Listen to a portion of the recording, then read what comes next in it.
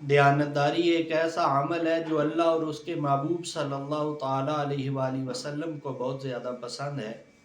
اور